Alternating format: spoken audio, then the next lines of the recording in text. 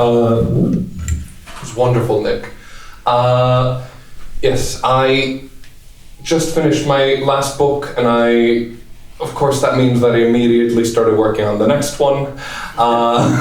So I am, but this book no longer has a name. I have no idea what to call it. So it's just one piece of it. Oh, and I should mention before I start, 2 things you need to know.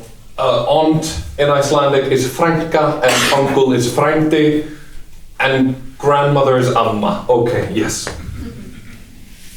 I have an aunt, Franka. I had a Franka. Had.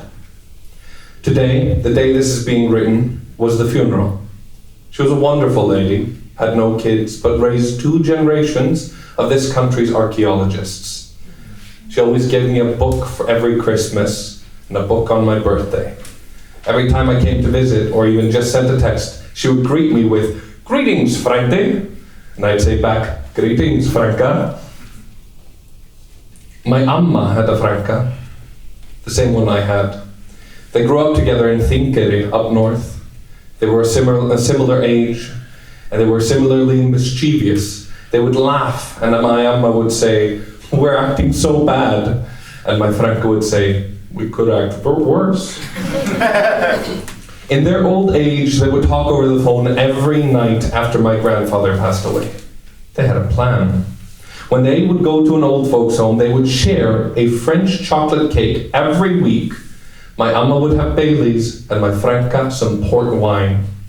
Then they would poke all the butts of the cute boys there with their walking canes.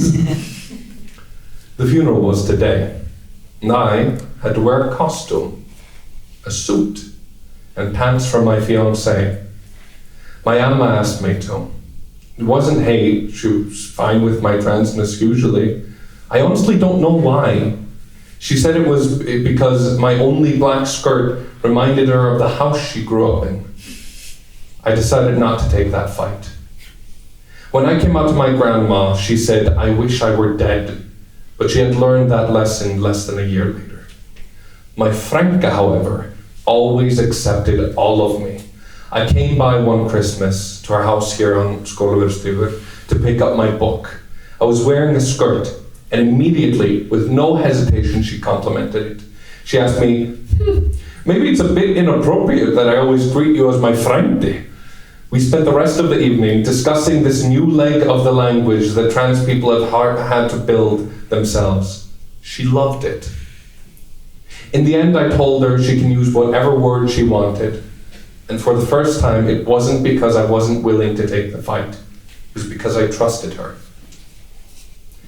The funeral was today. And instead of me standing at the open casket was some man wearing a suit and pants from his fiancée. He stood at the casket, held her hand, and tried to say, "Farewell, Franka," but nothing came out. Blacked out after that. But I came to during the funeral itself, during the eulogies. Today my Amma said goodbye to her best friend, my family to one of their own, co-workers to their rock, students to their mentor. I met these people, and through them, I heard my Franka's voice. "Greetings, Frændi." Whenever I visited, our chats went all over the place, but almost never did we talk about her past. Ironic for an archaeologist.